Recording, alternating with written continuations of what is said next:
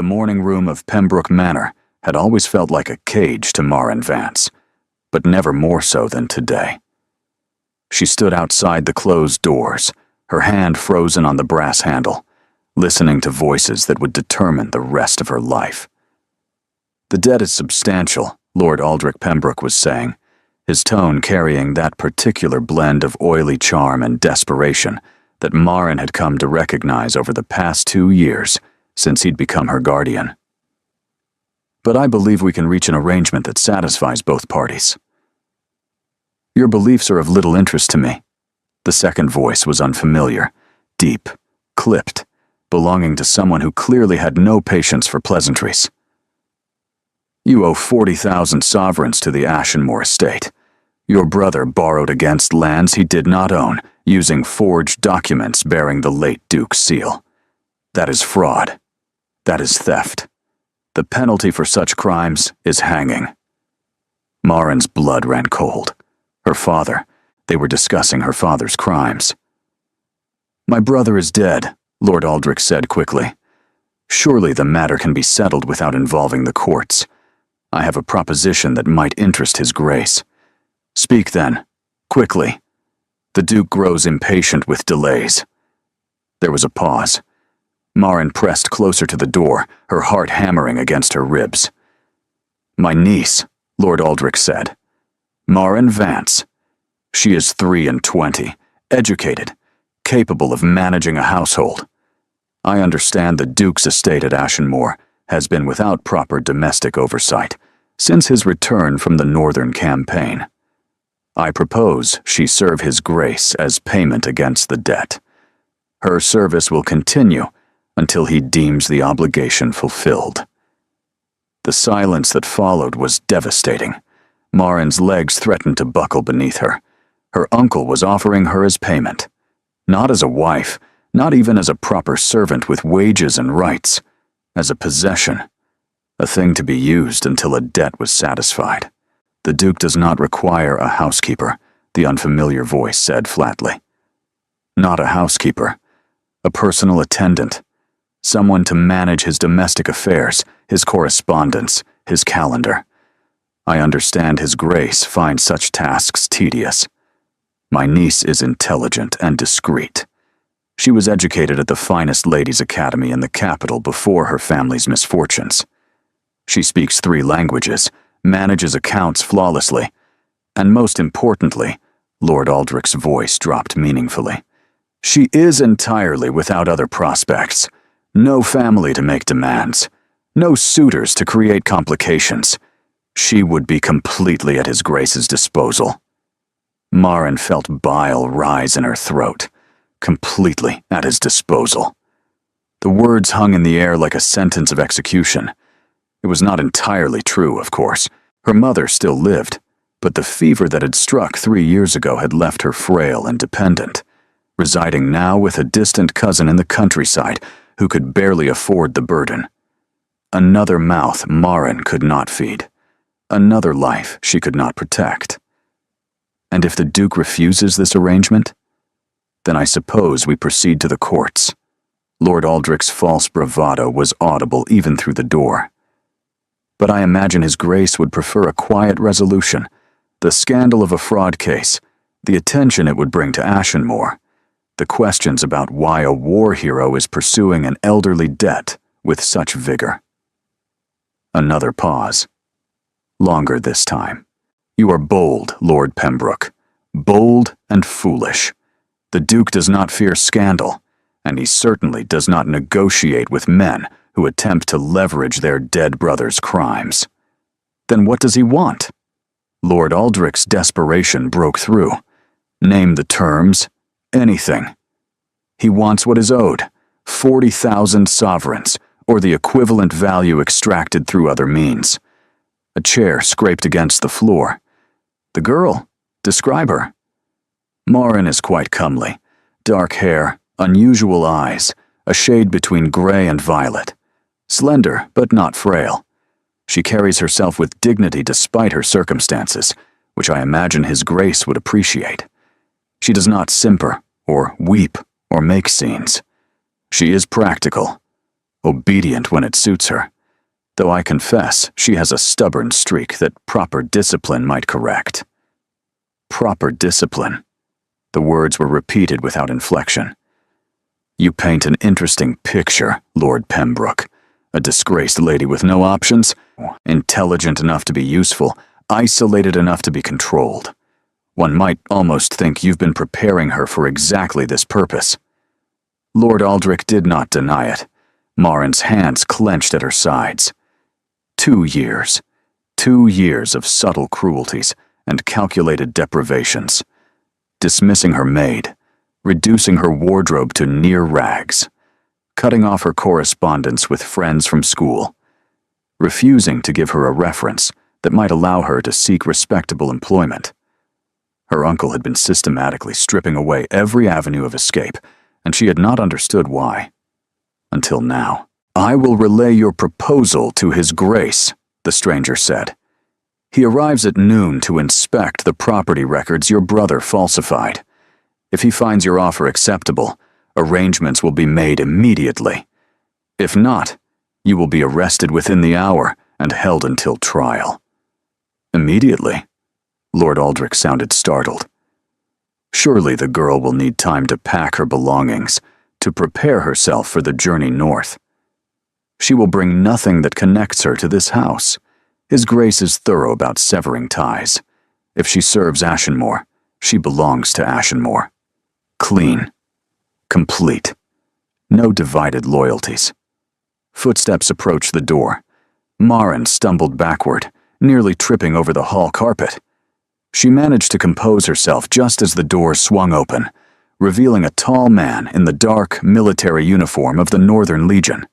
His face was scarred, his eyes assessing, and when he looked at her, she felt as though she were being catalogued, measured, priced. Miss Vance, I presume, he said without surprise. You were listening. There was no point denying it. I was. Good. Then you understand your situation. He moved past her toward the front entrance. The Duke will arrive at noon. Be ready. And Miss Vance. He paused at the door. He despises dishonesty above all else. Whatever you do, do not lie to him. The last person who tried is buried in the Ashenmore graveyard. The door closed behind him, and Marin stood in the empty hallway, the morning sunlight suddenly cold on her skin. She had 4 hours to prepare for a meeting with a man known throughout the kingdom as the Butcher of Valdris Pass. A man who had won the Northern War through tactics so ruthless that even his allies whispered about them in horror. A man who had reportedly executed 3 of his own officers for cowardice and shown less mercy to his enemies. And she was about to become his property. Marin looked toward the morning room where her uncle still sat, doubtless congratulating himself on his cleverness. For one wild moment, she considered running. The back gardens, the servants' gate, the road to the village. But where would she go? She had no money, no connections. The distant cousin sheltering her mother could barely afford 1 burden, let alone 2. Her uncle had made certain of that. No, running was not an option. She straightened her shoulders, lifted her chin, and walked toward the stairs. She would face the Duke of Ashenmore with what little dignity she had left. She would not weep. She would not beg. She would not give her uncle the satisfaction of seeing her break. And perhaps, if she was very clever and very careful, she might find a way to survive this. The clock in the hall began to chime. 8 times. 4 hours until noon. 4 hours until her life ended, or perhaps began again in a form she could not yet imagine. The Duke of Ashenmore arrived precisely as the clock struck 12. Marin watched from her bedroom window as the carriage rolled up the gravel drive, black lacquered wood, with no family crest visible.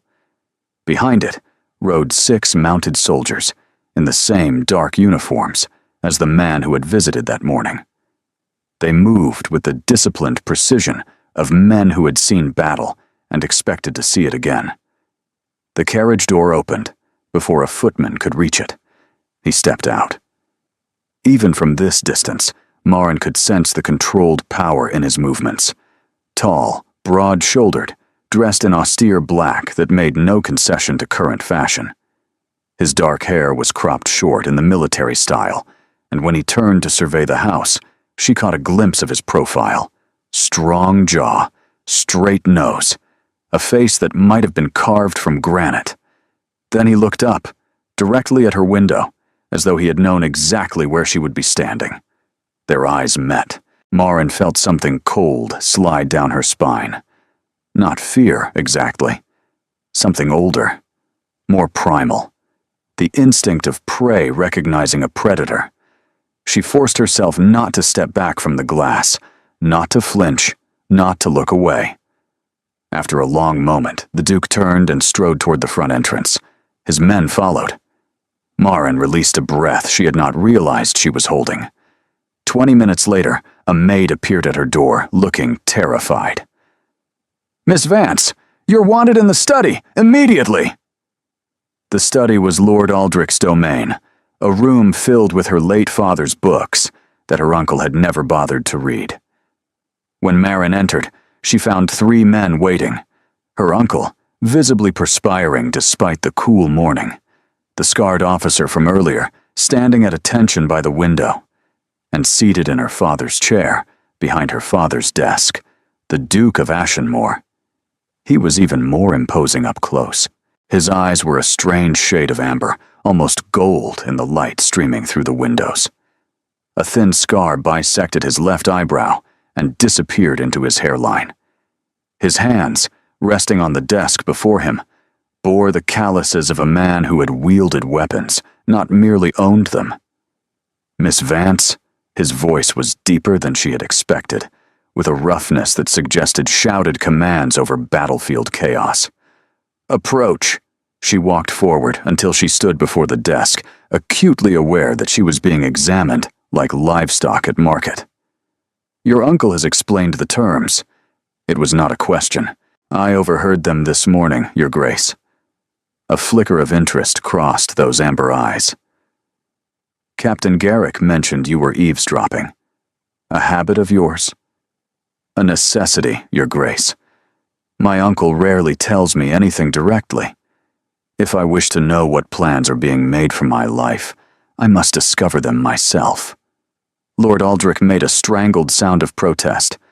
"Marin, mind your tongue. You're speaking to a duke." "I'm aware of whom I'm addressing, Uncle."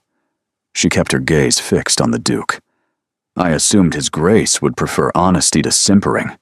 I was told he despises liars." The corner of the Duke's mouth twitched. Not quite a smile, but near enough. "Captain Garrick has been sharing my preferences, I see." He leaned back in the chair, studying her with unsettling intensity. "Tell me, Miss Vance, do you understand what you're being offered?" "I'm not being offered anything, Your Grace. I'm being sold to settle my father's debts. The distinction matters." Lord Aldrich went pale. "Your Grace, I apologize for my niece. She has always been headstrong. A firm hand will soon correct her." "Be silent, Pembroke. I'm speaking with the woman whose life I'm about to purchase." The Duke did not raise his voice, but Lord Aldrich immediately stopped talking. "You're correct, Miss Vance. This is not an offer. It is a transaction. Your uncle has proposed your service in exchange for the 40,000 sovereigns your father stole from my family. I am inclined to accept." Marin felt her stomach plummet, but she kept her expression neutral. "And the terms of this service, Your Grace? You will manage my household at Ashenmore, correspondence, accounts, domestic staff, the tedious minutiae that I have neither time nor patience to address. You will be housed appropriately, fed adequately, and treated according to your station." "Which station would that be, Your Grace? I confess I'm unclear whether I'm to be a servant, a prisoner, or something else entirely." The Duke rose from the chair. He was even taller standing, towering over her by nearly a foot. He moved around the desk until he stood directly before her, close enough that she could smell leather and wood smoke and something darker beneath. "You will be whatever I require you to be, Miss Vance. The duration of your service depends entirely on your usefulness." His eyes held hers. "I am told you are intelligent, capable, and stubborn. The first two qualities I value. The third will either serve you well or destroy you. We shall see which." "And if I refuse?" Lord Aldrich gasped. The captain by the window tensed. The Duke merely tilted his head, as if she had said something unexpectedly interesting. "Then your uncle hangs for fraud. You are left destitute with no protection, and I seize this property regardless. The debt is owed, Miss Vance. The only question is how it will be paid." Marin understood then, with perfect clarity, that she had no choice. Perhaps she had never had a choice. From the moment her father had made his desperate bargain with forged documents and stolen seals, her fate had been moving toward this moment. "Very well, Your Grace." She was proud that her voice did not shake. "I accept your terms." "You accept." He repeated the word as though tasting it. "How gracious of you." He turned to the captain. "Have her things loaded into the second carriage. We leave within the hour." "Your Grace." Marin spoke before she could stop herself. "I was told I could bring nothing from this house." The Duke paused. "That is correct." "Then what, precisely, am I meant to wear?" "I have only the clothes on my back that did not come from my uncle's charity." For a moment, something unreadable passed across his face. Then he looked at Captain Garrick. "Have Mistress Gwyneth prepare appropriate garments when we arrive. Miss Vance is correct. She should not carry the stench of this place with her." It was, Marin realized, almost a kindness. Almost. The Duke strode toward the door, then stopped. Without turning, he spoke once more. "1 hour, Miss Vance. Do not keep me waiting. I am not a patient man." He left. The captain followed. And Marin stood in her father's study, in her uncle's house, knowing that in 1 hour she would belong to neither. She would belong to him. The journey to Ashenmoor took 3 days. Marin traveled in the second carriage, alone except for the occasional presence of Captain Garrick, who checked on her at intervals with professional detachment. She was given meals at coaching inns, but not permitted to dine in public rooms. She slept in the carriage while the soldiers made camp nearby. She was not mistreated, but she was also not acknowledged as anything other than cargo being transported. The Duke himself she did not see. He rode at the front of the column, a dark figure on a massive black warhorse, never looking back. On the third morning, the terrain changed. The rolling farmland of the south gave way to stark moorland, all heather and granite, and skies that threatened rain without delivering it. The wind carried a bitter edge, even in late summer, and the few villages they passed grew smaller and more isolated. "Ashenmoor," Captain Garrick said, appearing at the carriage window. "We arrive within the hour." Marin looked out at the bleak landscape. "Does the sun ever shine here?" "Occasionally. The Duke prefers it this way. Fewer visitors." She could believe that. Ashenmoor itself emerged from the mist, like something from a fever dream. The estate was massive, a sprawling fortress of gray stone that seemed to have grown organically from the surrounding rock. Towers jutted at irregular angles, some clearly ancient, others added over centuries of expansion.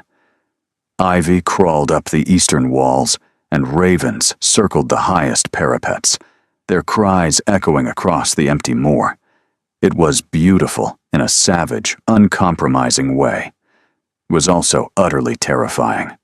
The carriage rolled through iron gates and into a courtyard where servants waited in silent rows. Marin counted at least 30, all dressed in the same dark livery, all watching with expressions carefully blank. Captain Garrick opened the carriage door. "Welcome to your new home, Miss Vance."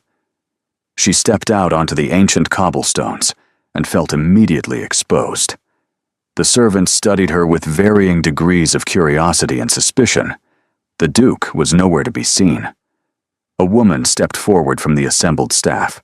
She was perhaps 50, iron-haired and steel-spined, with the bearing of someone who had commanded armies of housemaids for decades.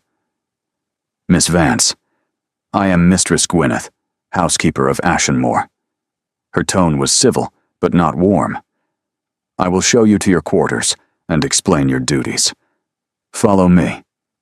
Marin followed her through a labyrinth of corridors, up winding staircases, past portraits of stern-faced ancestors, who all seemed to share the Duke's unsettling amber eyes. The house smelled of wood smoke and old stone, and something else, something metallic that she could not identify. "Your rooms are in the West Tower," Mistress Gwyneth said as they climbed. "You will have privacy there. The Duke's apartments are in the East Wing. You are not to enter that area unless explicitly summoned." "Understood." Meals are served in the small dining room at 7, 12, and 6. You may request a tray in your rooms if you prefer, though His Grace expects you to dine with him on occasions he specifies. "Dine with him?" Mistress Gwyneth paused on the stairs. "You are not a scullery maid, Miss Vance. Whatever arrangement brought you here, you will be treated according to the station His Grace assigns you. Currently, that station appears to be something between guest and employee. I suggest you not question it." They reached a heavy oak door. Mistress Gwyneth produced a key and opened it to reveal a sitting room that, while not luxurious, was comfortable and well-appointed. A fire already crackled in the hearth. Through an adjoining door, Marin glimpsed a bedroom with a 4-poster bed, draped in deep green velvet. "There are clothes in the wardrobe," Mistress Gwyneth said. "Basic items until proper measurements can be taken. His Grace wishes to see you in his study at 4 o'clock. That gives you 2 hours to rest and prepare." "His study? To discuss your duties?" The housekeeper moved toward the door. "A word of advice, Miss Vance. The Duke is not cruel, but he is demanding. He expects competence and despises excuses. If you cannot perform a task, say so honestly. He will respect that. If you fail while claiming capability, he will not forget it. Thank you for the warning." "It is not a warning. It is survival information." Mistress Gwyneth's expression softened fractionally. "I have served this family for 30 years. The current Duke is not like his father or his grandfather. The war changed him, made him harder. But there is fairness in him, if you know where to look for it." She left before Marin could respond. Alone in her new rooms, Marin sat on the edge of the bed and allowed herself one moment of despair. Then she stood, washed her face with water from the basin, and went to examine the wardrobe. The clothes were simple but well made. Dark colors, practical fabrics. Nothing that suggested either servant or lady. She chose a charcoal gray dress with minimal adornment and dressed with care. Her hair she pinned back severely. No jewelry, no artifice. If the Duke wanted honesty, she would give him honesty in every detail. At precisely 4 o'clock, she presented herself at the study door. "Enter." The Duke's study was enormous, lined with maps and military diagrams rather than books. A massive desk dominated the center, covered with papers and correspondence, and behind it sat the man who now owned her service, if not her soul. He did not look up when she entered. "Close the door. Sit." She obeyed, choosing a chair across from his desk and folding her hands in her lap. For several minutes, he continued reading documents, signing some, discarding others. Marin waited in silence, understanding that this was a test. He wanted to see if she would fidget, protest, and demand attention. She did none of those things. Finally, he set down his pen and looked at her. "You did not complain during the journey," he said. "Captain Garrick reported that you made no demands, caused no difficulties, asked no questions. Would questions have been answered, Your Grace? No. Then asking them would have been pointless." His mouth curved slightly, almost imperceptibly. "Your uncle described you as intelligent. I'm beginning to believe he was not exaggerating." He leaned back in his chair. "Tell me, Miss Vance, What do you actually know about managing a household? I managed my father's household from the age of 16 until his death. Before his financial difficulties, we employed 12 servants and entertained regularly. I have experience with accounts, staff management, correspondence, and event planning. And since then, I have been my uncle's unpaid domestic labor, performing the duties of housekeeper, cook, and maid, while he dismissed the actual servants to save money. She met his eyes directly. I am not unacquainted with hard work, at your grace. Hard work, he considered the phrase. And what of the harder aspects of this position? You understand you are not simply managing a household. You are managing my household. That means knowing things others do not know, keeping secrets that could damage powerful people, being present for conversations that never happened. I understand, Your Grace. Do you? He rose and moved around the desk, approaching her chair with that predatory grace she would come to know well. He stopped directly before her, close enough that she had to tilt her head back to meet his gaze. I have enemies, Miss Vance. Men who would pay handsomely for information about my affairs. Women who would trade their virtue for gossip that might harm me. If you betray my confidence, I will know, and the consequences will be severe. I have no intention of betraying you, Your Grace. Intentions are meaningless. Actions are what matter. He studied her face with unnerving intensity, as though searching for something hidden beneath the surface. Why are you not afraid of me? The question startled her. I beg your pardon? Everyone is afraid of me. My servants, my officers, my enemies, even my allies maintain a careful distance. But you sit there with your spine straight and your eyes steady, and you do not flinch when I approach. He leaned closer. Why? Marin considered the question seriously. Perhaps because I have already lost everything, Your Grace. My family, my home, my freedom. Fear is a luxury for those who still have something to protect. I have only myself, and I learned long ago that I can survive more than I ever imagined. Something stirred in those wolf-colored eyes. Something that might have been recognition, or respect, or something else entirely that she could not name. We shall see, Miss Vance. He straightened, stepping back. Your duties begin tomorrow. Mistress Gwyneth will provide you with the household accounts. I expect a full assessment of inefficiencies within the week. We will meet each morning at 7 to review correspondence, and each evening at 6 to discuss any matters requiring my attention. Yes, Your Grace. One more thing. He returned to his desk, but did not sit. I am not a patient man, Miss Vance. I am not a kind man. I am not a man who tolerates failure or forgives betrayal. But I am fair. Serve me well, and you will be treated accordingly. Serve me poorly, and you will discover why they call me the Butcher of Valdris Pass. He sat and returned his attention to his papers. Marin rose, understanding she was dismissed. She walked to the door with measured steps, refusing to hurry despite every instinct screaming at her to flee. Miss Vance, she paused with her hand on the door handle. You asked why I accepted your uncle's offer. A household manager can be hired. Your service, specifically, was not necessary. Her heart stuttered. Then why, Your Grace? There was a long pause. When he spoke again, his voice had changed, become something rougher and more dangerous. Because when you looked at me through that window at Pembroke Manor, you did not look away. Everyone looks away. You did not. He paused. I find myself curious about a woman who stares into the face of a monster and does not flinch. That curiosity may prove to be your salvation or your ruin. We shall discover which together. Marin left the study with his words echoing in her mind. Curiosity. The Butcher of Valdris Pass was curious about her. She was not certain whether to be relieved or terrified, perhaps both. The first week at Ashenmore passed in a blur of ledgers, inventories, and carefully concealed chaos. Marin had expected the household accounts to be disorganized. She had not expected them to be a complete disaster.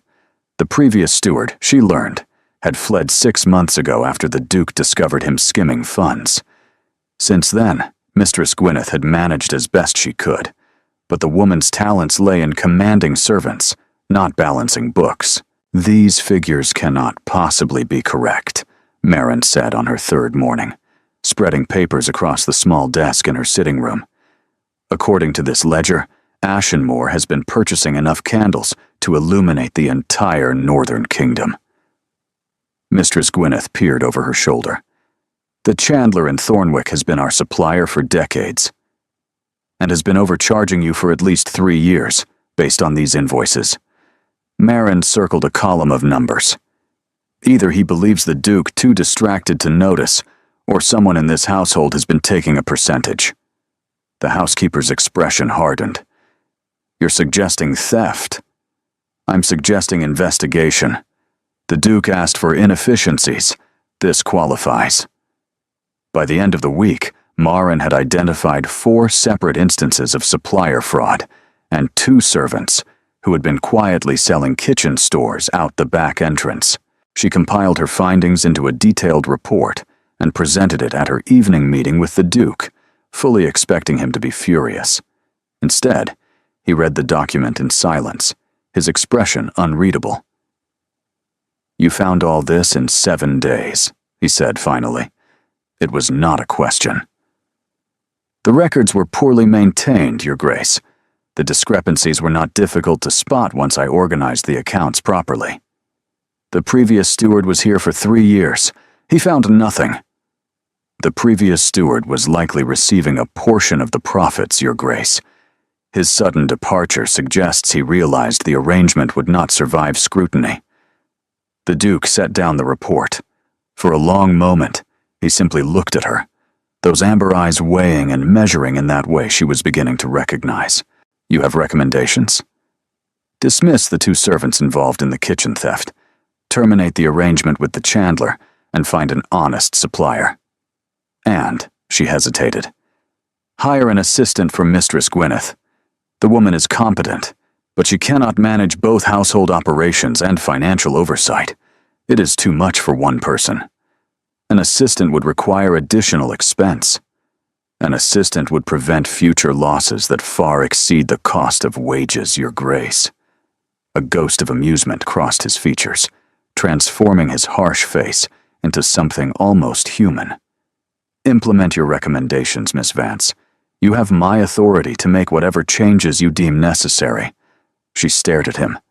"Your Grace?" "You heard me." He returned his attention to other papers. "I did not bring you here to question your every decision. You have demonstrated competence. Use it." It was, Marin realized, an extraordinary degree of trust for a man who had made clear he trusted no one. She was not certain how to feel about it. "Thank you, Your Grace." "Do not thank me.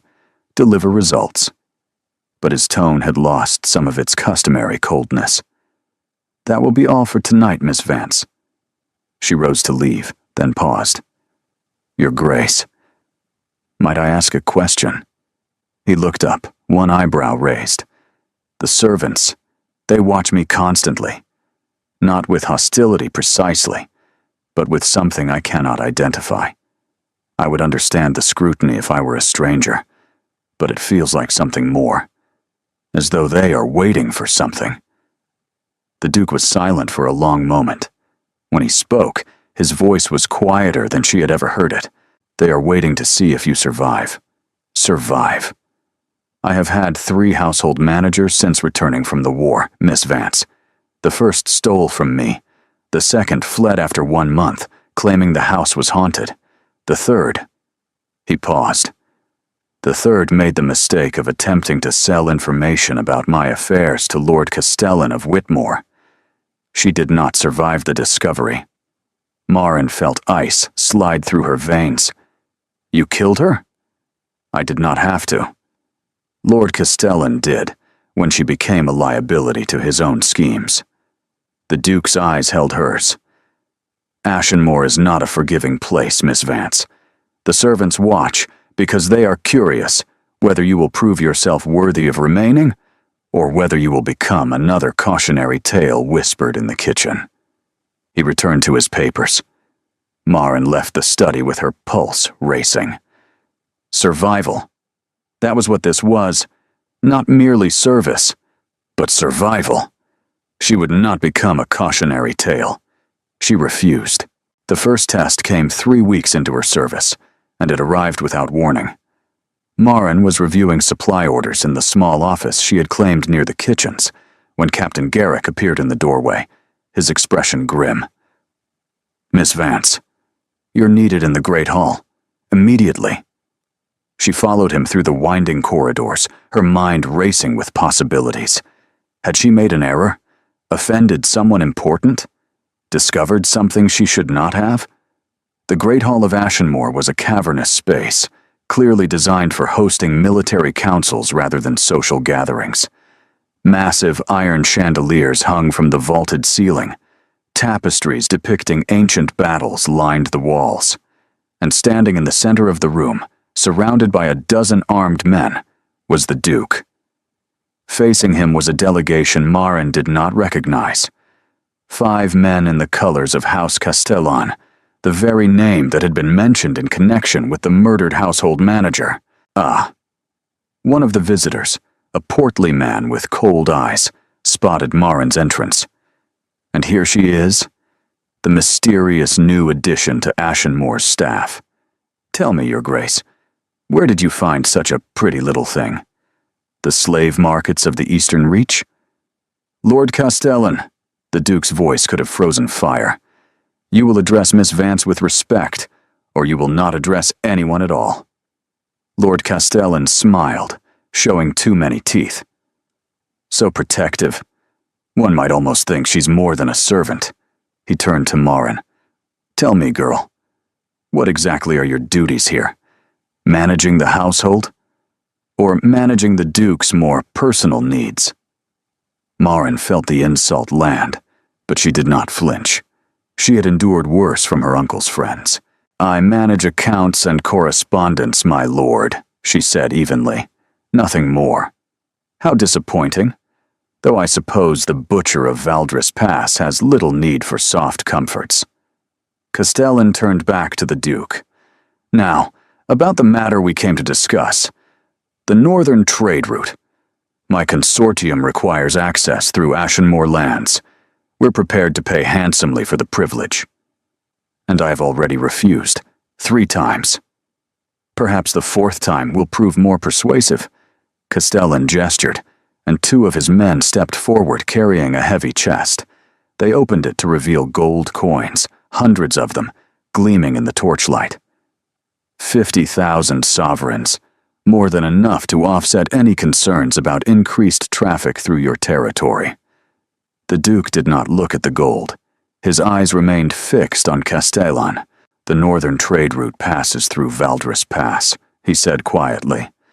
The same pass where 3,000 of my men died holding the line against the Caridian invasion. The same pass that is now a memorial to their sacrifice. You want to turn a graveyard into a merchant highway. Progress requires sacrifice, Your Grace. Surely a military man understands that.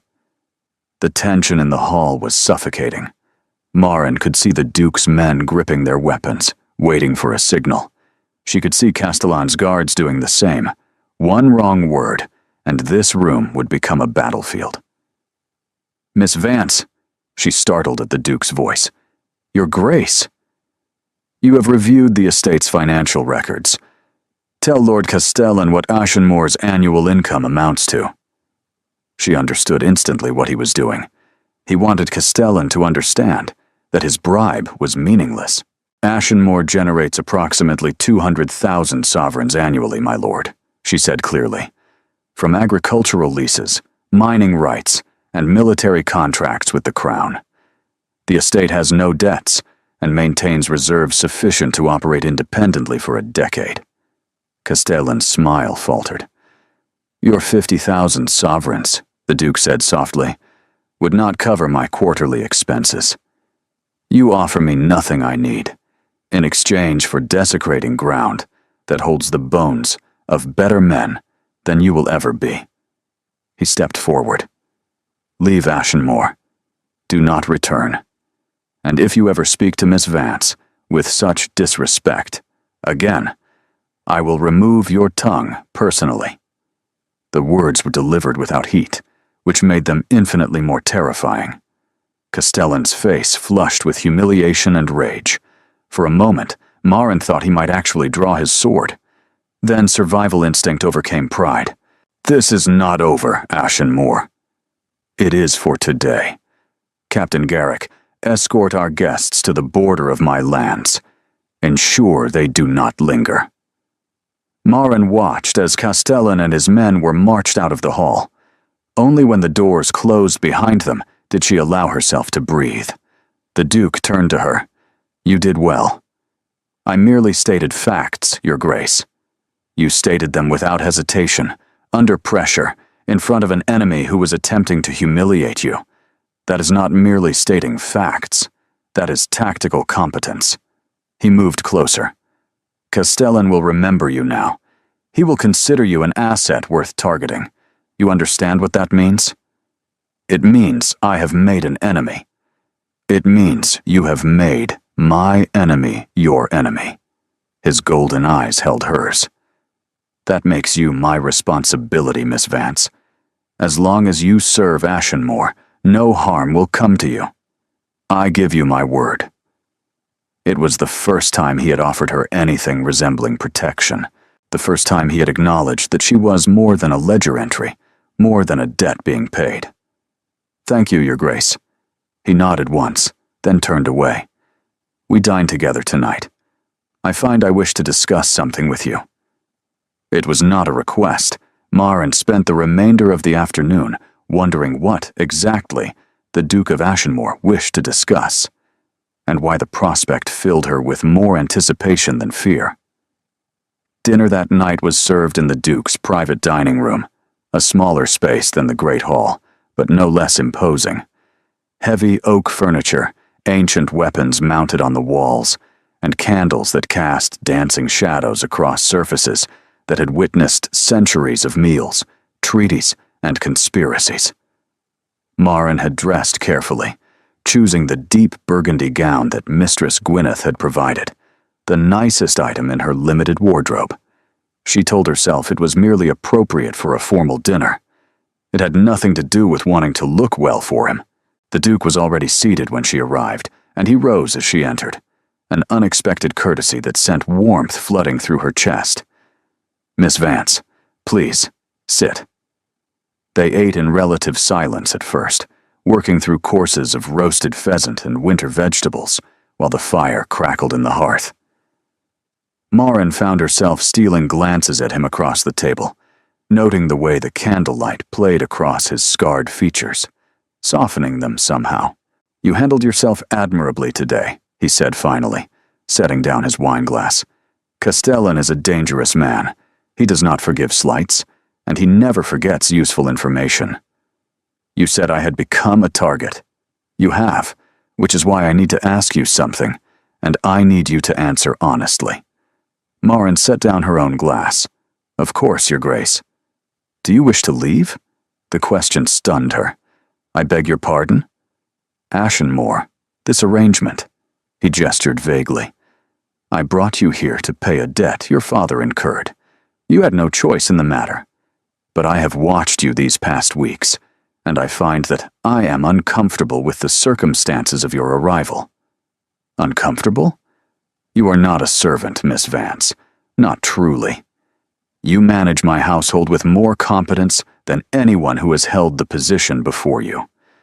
You speak to me without fear, which is either remarkable courage or remarkable foolishness.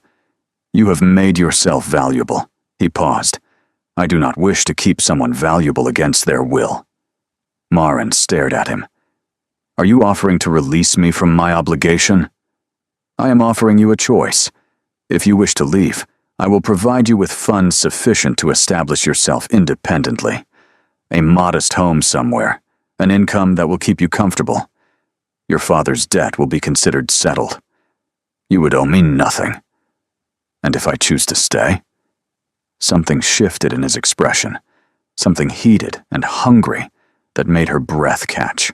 If you stay, it will be because you choose to stay, not because you are compelled, not because you have no other options, because you wish to be here.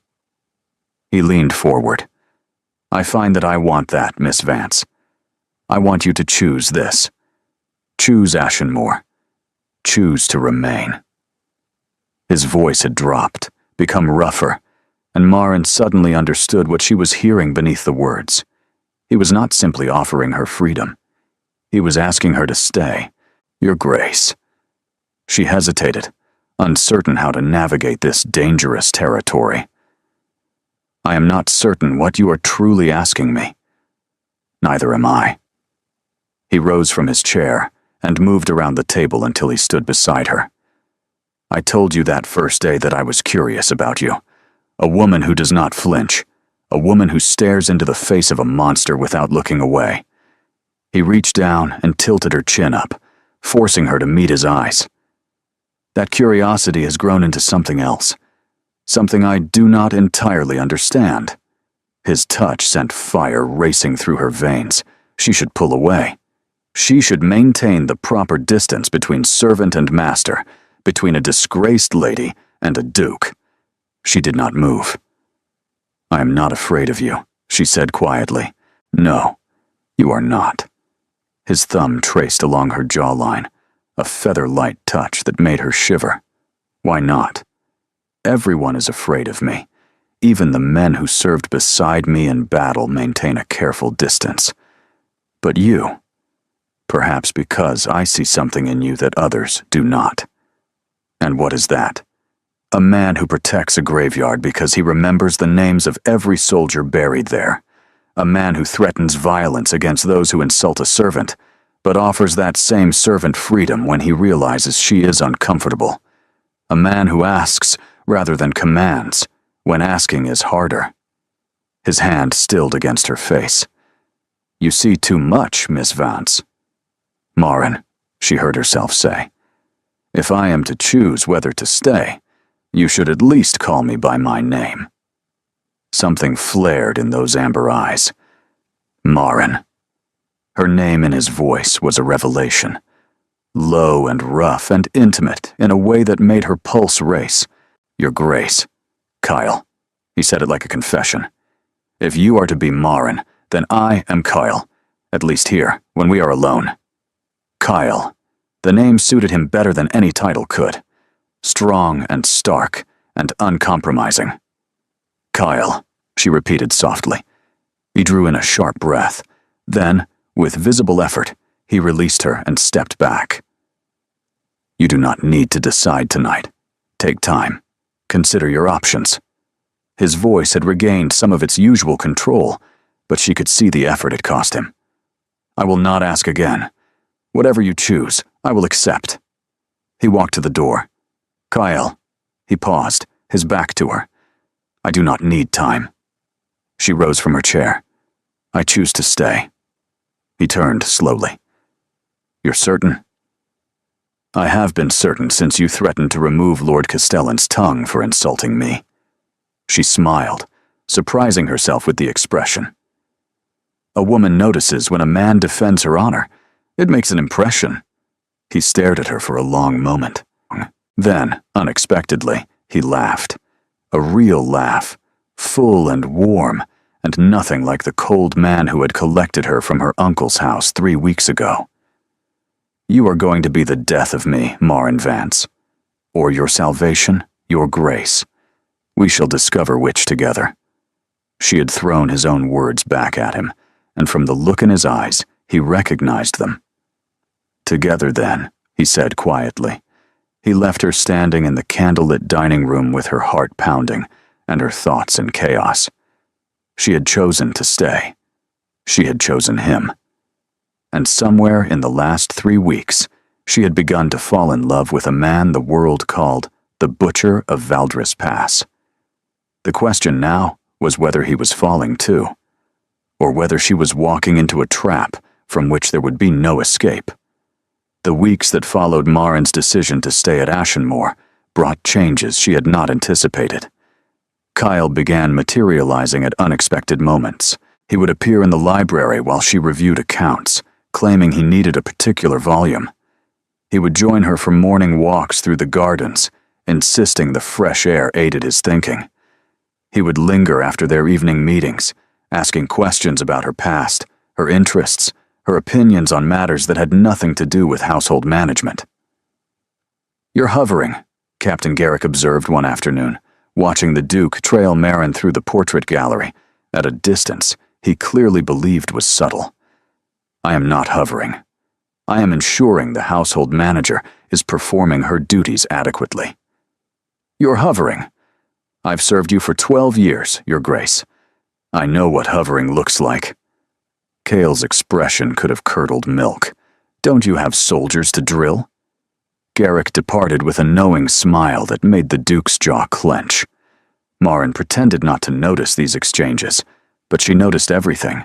She noticed how his eyes followed her when she moved through a room, how his voice softened when he spoke her name, how he found excuses to touch her, brief brushes of fingers when passing documents, a hand at the small of her back when guiding her through doorways. She noticed the darker edges of his attention, too, the possessiveness that flared when male servants addressed her directly, the cold fury that descended when Lord Whitmore sent a letter inquiring whether the Duke's lovely assistant might be available to help organize his autumn ball. The way Kyle had personally written a response so scathing that Whitmore had not communicated with Ashenmore since. "You cannot threaten everyone who speaks to me," Marin said one evening, after learning that a visiting merchant had been escorted from the property for complimenting her eyes. "I did not threaten him. I merely suggested that his compliments would be better directed toward the goods he was selling, rather than my household staff." "Your household staff?" She raised an eyebrow. "Is that what I am? You know perfectly well what you are." "Do I?" She set down the correspondence she had been reviewing. "Because sometimes I feel less like an employee and more like a possession you're guarding, a treasure locked away in a tower." Something crossed his face. Guilt, perhaps, or recognition. "I am not trying to imprison you, Marin." "Then what are you trying to do?" He rose from his desk and moved toward her, that controlled, lethal elegance she had come to recognize. He stopped close enough that she could feel the heat radiating from his body, could smell cedar and steel, and the scent that was uniquely him. "I am trying," he said slowly, as though the words cost him, "to keep you safe, to keep you here, to ensure that no one takes you from me, takes me from you, as though I belonged to you. Don't you?" His voice had dropped to something raw and hungry. "Didn't you choose to stay? Didn't you choose this? Choose me? I chose to remain at Ashenmore. That is not the same as belonging to someone like a horse or a hunting dog. I know that." He reached up, his fingers hovering near her face but not quite touching. "I know that, and yet I cannot stop this thing inside me. This need to know where you are, who you're speaking with, whether you're safe. It consumes me, Marin. You consume me." The confession hung between them, terrifying in its intensity. "Kyle, I have never wanted anything the way I want you." His amber eyes burned into hers. "Not victory in battle, not revenge against my enemies, not even survival during the darkest days of the war. I would burn kingdoms for you. I would destroy anyone who tried to harm you. And that frightens me, because I do not know how to want something without destroying it." Marin felt her heart fracturing along fault lines she had not known existed. "You will not destroy me," she whispered. "You cannot know that. I cannot know that." His hand finally made contact, cupping her face with devastating gentleness. "I am the butcher of Valdris Pass. I am the monster who sacrificed 3,000 men to hold a line that should never have held. I do not know how to love without bloodshed. I do not know how to protect without possession. I do not know how to want without obsession. Then learn. She covered his hand with her own. Learn with me. Because I am not going anywhere, Kyle. Not because I have no choices, but because I choose you. Every day. Even when you are difficult and possessive and impossible. He made a sound that might have been a laugh or a sob. You should run. Probably. But I have never been particularly sensible. He kissed her. It was not gentle. It was not polite. It was desperate and hungry and consuming. Everything he had confessed made physical. His hands tangled in her hair. His body pressed her against the bookshelf behind her. His mouth claimed hers as though he were drowning, and she was air. When they finally broke apart, both breathing heavily, Maren saw something in his eyes she had never seen before. Fear. Tell me to stop, he said roughly. Tell me this is too much, too fast, too intense. Tell me, and I will try to control myself. I will try to give you space.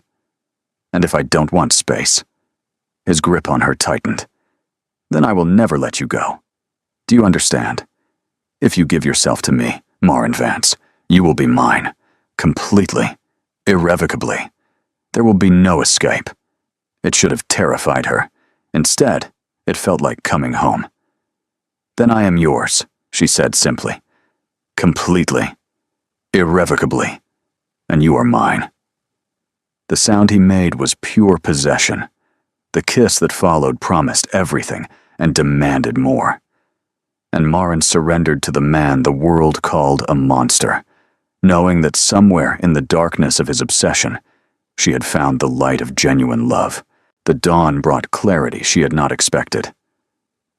Maren woke in her own bed, alone, the memory of Kyle's kisses burning on her lips. He had stopped before things went too far, pulling away with obvious reluctance and escorting her to her rooms with a formality that contradicted everything that had just happened between them. We will do this properly, he had said, his voice still rough. I will not have you as a mere conquest. When I take you to my bed, it will be as my wife. Wife. The word echoed through her thoughts as she dressed and prepared for the day. Wife of the Duke of Ashenmore. Duchess. A title she had never imagined. A future she had never dared to want. But in the light of morning, doubts crept in like shadows. She found Kyle in his study, reviewing military dispatches. He looked up when she entered, and the naked hope in his expression made her heart ache. We need to talk, she said. His expression shuddered immediately. Those words rarely precede anything pleasant. They precede honesty, which you claim to value above all else. She sat across from him, folding her hands to hide their trembling. Last night, what you said, what we. I meant every word. I know you did. That's what concerns me. He set down his papers with careful control. Explain. You spoke of obsession, of not knowing how to want without destroying, of possession and burning kingdoms, and never letting me go. She met his eyes directly. Kyle, those are not the words of a man offering partnership. Those are the words of a man claiming ownership. There is a difference, a significant one. She leaned forward. I will not be a possession. I will not be locked in a tower while you rage at anyone who dares look at me. I will not spend my life as an object of your obsession, however passionate that obsession might be. You think that is what I'm offering? I think you don't know the difference. I think you have spent so long as the butcher of Valdris Pass, commanding men and destroying enemies, that you have forgotten how to relate to people who are not soldiers or threats. And you believe you cannot teach me? I believe that is not my responsibility. The words hurt to say, but they needed to be said. I am not here to fix you, Kyle. I am not a healer for whatever wounds the war left on your soul. If we are to be together, it must be as equals. Partners. Not a monster and his tamer. He was silent for a long moment. When he spoke, his voice was stripped of all its usual authority. "You are right." She had not expected agreement. "I am? I have been treating you as something to be acquired and protected, rather than someone to be cherished and respected." He rose and moved to the window, his back to her. "The war took something from me, Maren. Some part of myself that knew how to be gentle, how to trust, how to love without strategy. I thought those parts were gone forever. And then you arrived, and I felt them stirring, and I did not know what to do with them. So I defaulted to what I know. Command, control, possession. That is not love. No, it is not." He turned to face her. "But I want to learn. If you will teach me. If you will be patient with a man who has forgotten more about war than he ever knew about tenderness. And if you cannot change, if the obsession overwhelms the love, then you tell me, honestly, directly, as you have done today.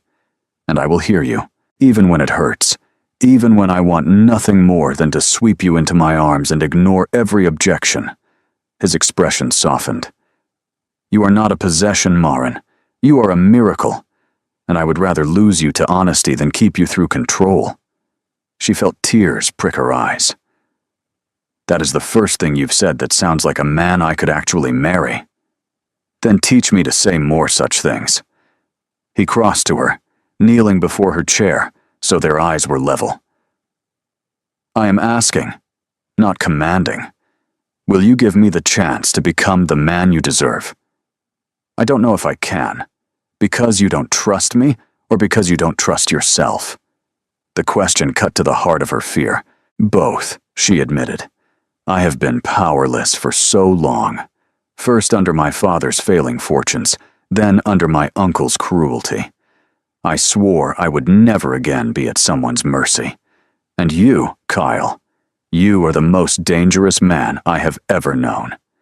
Loving you would make me vulnerable in ways I have spent years avoiding. Then we are both afraid." He took her hands in his. "I fear destroying you. You fear being destroyed. Perhaps the only way forward is to face those fears together." She looked at him, this complicated, terrifying, unexpectedly tender man. "Together," she repeated slowly. "But not yet." His face fell. "Not yet? I need time, Kyle. Time to be certain this is real, and not just intensity born of isolation and proximity. Time to know my own heart, without the pressure of your presence overwhelming my judgment. How much time? A month. Give me a month of distance. Separate meals, formal interactions. Let me miss you before I commit to forever." It was clearly not what he wanted. She could see the protest building behind his eyes. But he swallowed it. "1 month," he agreed, his voice strained. "But I reserve the right to change your mind through actions rather than words. If I cannot speak to you of love, I will demonstrate it instead." "That seems fair." He rose, releasing her hands with visible reluctance. 1 month. "And then, Maren Vance, I intend to make you my wife, whether you like it or not." "That sounds rather like a command, Your Grace. Consider it a statement of intent." He smiled, and despite everything, her heart fluttered.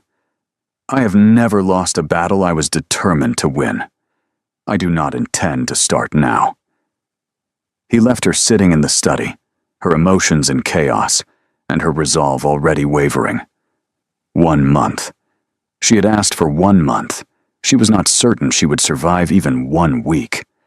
The month of distance proved impossible to complete, not because Kyle broke his word.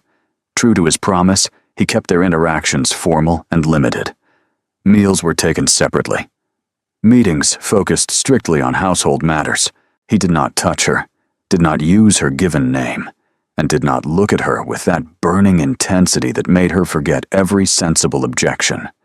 But his actions spoke louder than any words could have. Fresh flowers appeared in her rooms every morning, different varieties each day, arranged with obvious care. books she had mentioned wanting to read materialized on her desk without explanation. When she developed a slight cold, a physician was summoned from the capital before she had even finished her first sneeze. When she mentioned missing her mother's recipe for honey cakes, the kitchen produced a perfect recreation 2 days later. The recipe traced through 5 counties to a distant cousin of her family's former cook. He was courting her, quietly, relentlessly, through every small kindness he could devise. And Marin found her resistance crumbling like sand. "You're weakening," Mistress Gwyneth observed one afternoon, watching Marin smile at yet another unexpected gift. This time, a shawl woven in the exact shade of violet that matched her eyes. "I am doing nothing of the sort." "You've worn that shawl every day for a week. You spent an hour yesterday pressing the flowers he sent into a journal. And you watch the door of every room you enter, as though hoping he'll walk through it." Marin felt her cheeks flush. "That is not." "It is. And there's no shame in it." The housekeeper's expression softened. "He's a good man, Miss Vance. Difficult and demanding, and occasionally terrifying. But good underneath it all. The war took much from him, but his core remained sound. How can you be certain?" "Because I've seen the way he looks at you when you're not watching." Gwyneth smiled. "That is not the look of a man who wishes to possess. That is the look of a man who has found something precious and fears losing it. There is a difference." Before Marin could respond, Captain Garrick burst through the door. "Miss Vance, you need to come immediately." His face was pale, his usual composure shattered. Marin's chest tightened with every step as they rushed through the corridors toward the Great Hall. "What's happened?" "Lord Castellan. He's returned. With 50 men." Garrick grabbed her arm.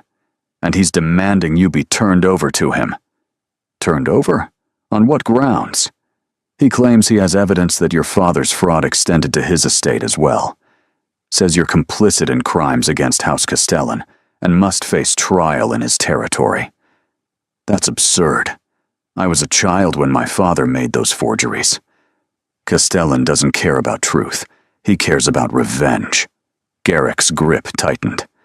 "His Grace refused to hand you over. Castellan is threatening armed conflict if his demands aren't met." They reached the Great Hall. The scene inside stopped Marin's breath. Kyle stood at the center of the room, flanked by a dozen of his men. Across from him, Lord Castellan and his soldiers formed a bristling line of weapons and hostility. The air crackled with violence waiting to erupt. "Ah, there she is." Castellan's cold eyes fixed on Marin. The criminal herself. How convenient. "She is no criminal." Kyle's voice was deadly quiet. "And she will not be leaving Ashenmoor." "Then you are harboring a fugitive. The Crown takes a dim view of such actions, even from war heroes." "The Crown will take a dimmer view of a lord attempting to seize a woman from her protector through fabricated charges and armed intimidation." "Protector?" Castellan laughed. "Is that what you call it?" "The gossip says something rather different. They say the butcher of Valdris Pass has found himself a bed warmer and wrapped it in pretty language about household management." Kale moved so fast, Marin barely saw it. One moment he stood at the center of the hall. The next, his sword was at Castellan's throat, drawing a thin line of blood. "Say that again," Kyle whispered. "Please, give me a reason." Castellan's men surged forward, but Kyle's soldiers blocked them, weapons drawn, ready for the bloodbath that seemed inevitable. "Kyle," Marin's voice cut through the tension. "Don't." His eyes flicked to her, wild with protective fury. "He insulted you. And if you kill him for it, you become the villain everyone already believes you to be. His death will not protect me. It will only give his allies justification to come after both of us." She could see the battle raging inside him, the monster wanting blood, the man wanting to prove he could be better. "Listen to your woman, Ashenmoor," Castellan sneered, though his voice trembled slightly. She's cleverer than you deserve. She is. Kyle held the sword steady for one more heartbeat. Then, forcing himself to move, he stepped back. Leave. Now. Before I change my mind. This isn't over. No. But it will be. Kale's expression promised violence that made Castellan pale. I will take this matter to the Crown myself. Your fabricated charges, your armed intimidation, your attempt to seize a woman under my protection. By the time I'm finished, you will be the one facing trial. Castellan's composure finally cracked. You wouldn't dare. I am the butcher of Valdris Pass. I won 300 battles through audacity and brutality. There is nothing I would not dare when protecting what is mine. The word hung in the air. Mine. And this time, when Kyle said it, Maren did not hear possession. She heard love. Castellan left, his threats trailing behind him like smoke. When the hall finally emptied of enemies, Kale turned to Maren. His hands were shaking. Are you injured? No. But you. Maren. He crossed to her in 3 strides and pulled her into his arms. God, Maren. When Garrick told me what Castellan wanted, I thought, I know. She held him just as tightly. I know. I almost killed him. I wanted to kill him. Every instinct I have demanded blood. But you didn't, because you asked me not to. He pulled back to look at her. Is that what you needed to see? Proof that I can control myself when it matters? She touched his face, feeling the tension in his jaw. I needed to see that you could choose me over your own rage, that my voice could reach you even when the monster was screaming for violence. Your voice is the only thing that reaches me anymore. He closed his eyes. The month isn't over. No, it isn't. But I cannot wait any longer, Maren. I cannot pretend that I am not desperately, completely in love with you. I cannot maintain distance when every moment apart feels like dying by inches. She should insist on finishing the month. She should maintain her resolve. But watching him choose restraint over vengeance, watching him listen to her voice through the red haze of protective fury, something had shifted inside her. Then don't wait, she whispered. His eyes flew open. What? Don't wait. Don't pretend. Don't maintain distance. She smiled through sudden tears.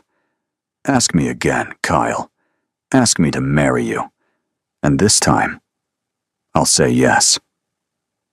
For a moment, Kyle did not move. He stared at her, as though she had spoken in a language he did not understand, as though her words were too extraordinary to process. You're serious. I have never been more serious about anything in my life. But the month, your conditions, your need for certainty. I have certainty. She took his face in her hands, forcing him to meet her eyes. I watched you choose restraint over revenge.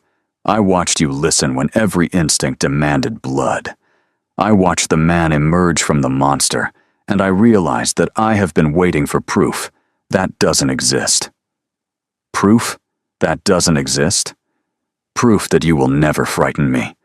Proof that your intensity will never overwhelm me. Proof that loving you will be safe. She shook her head. But love is not safe, Kale. It never has been. It is a leap into darkness, hoping that someone will catch you. And when I looked at you today, sword at your enemy's throat, fury in your eyes, I was not afraid. What were you? Proud. The word surprised her even as she said it. I was proud that you fought for me. Proud that you controlled yourself when I asked. Proud that my voice mattered more than your rage. And I realized that I have been running from something I should be running toward. He made a sound, low and broken, and pulled her against him. Say it again, he demanded against her hair. Say you'll marry me. I'll marry you. Say you love me. I love you, Kyle Ashenmore. I love your intensity and your darkness and your broken, beautiful soul. I love that you would burn kingdoms for me, and that you chose not to because I asked. I love the monster, and the man, and everything in between." He kissed her then, fierce and desperate, and Maren felt every barrier she had erected crumble to dust. When they finally parted, both flushed and unsteady, Kyle rested his forehead against hers. "I have something for you. Now? Now." He pulled back, reaching into his coat, and withdrew a small velvet box.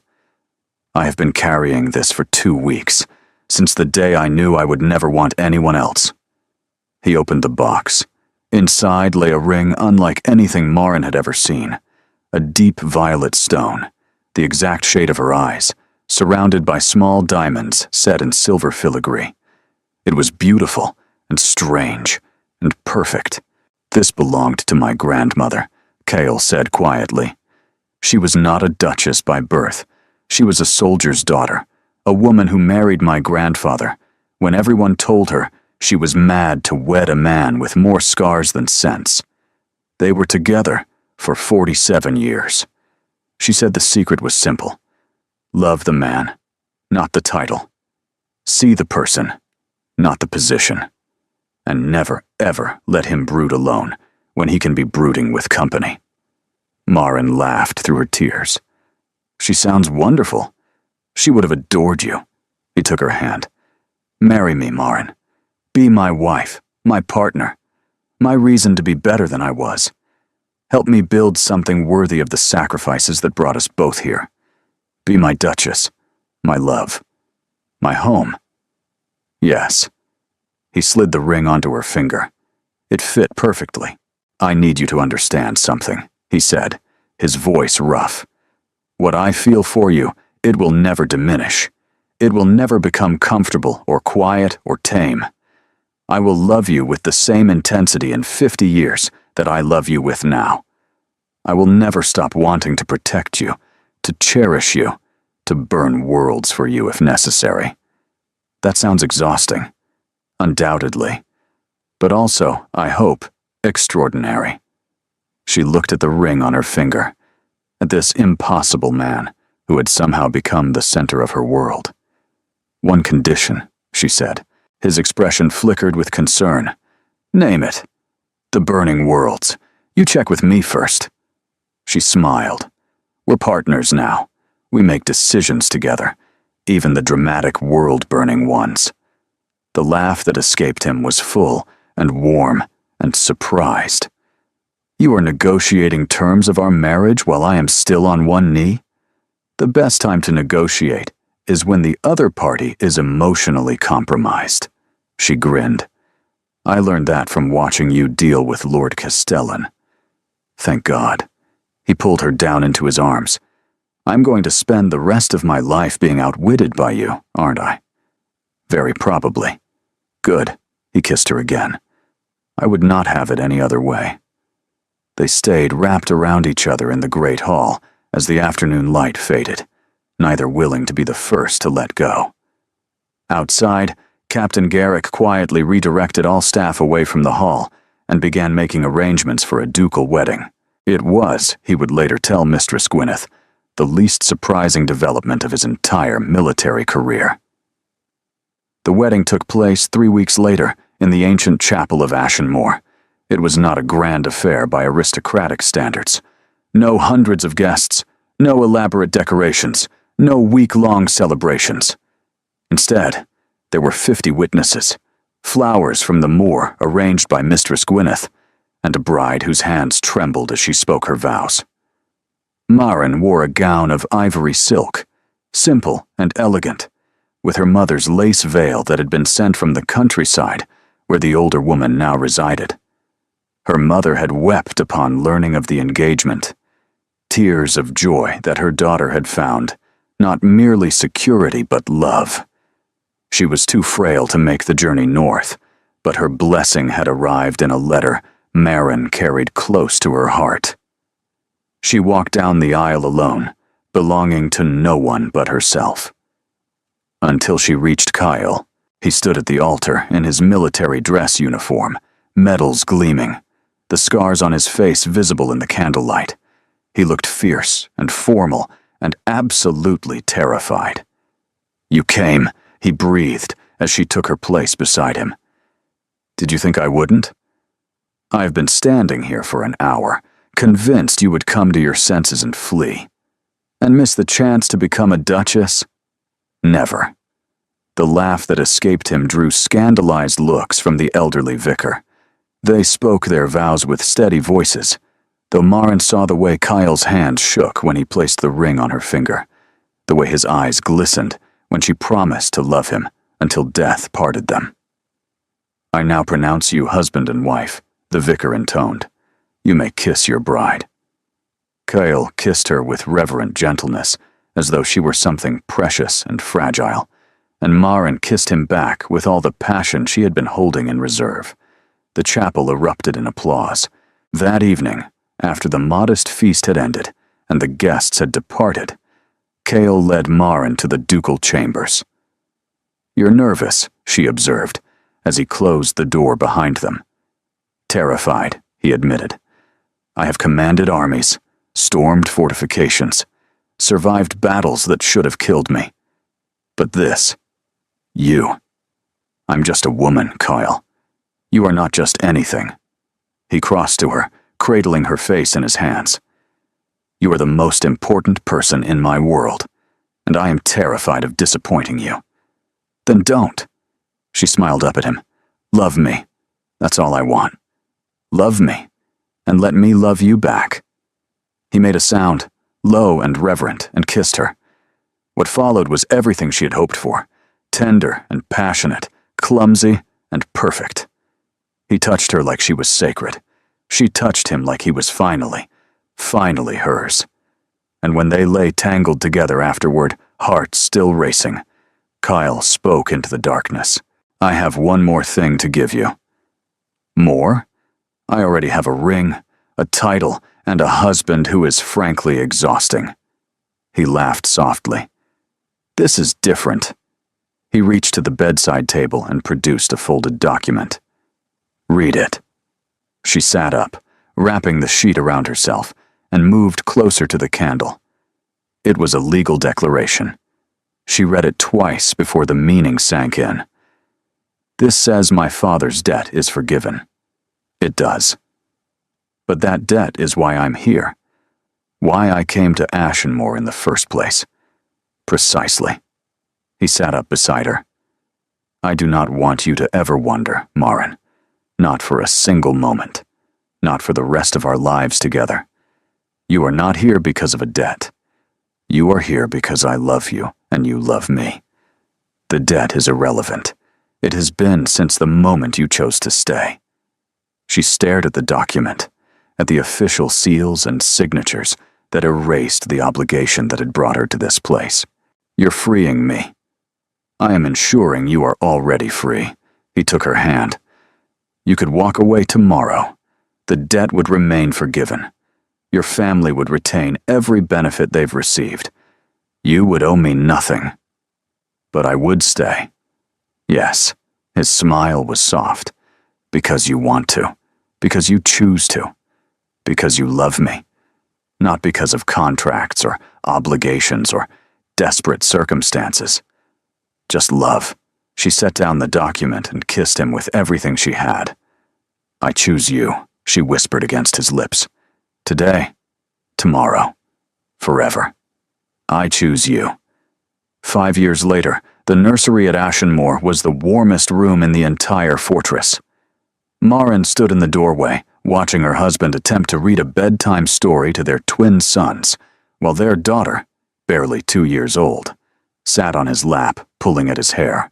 "And then the brave knight," Kale continued gamely, despite having lost his place 3 times, defeated the dragon and rode home to his, Rowena darling, that's attached to my head.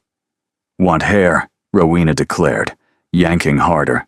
"Yes, I understand that.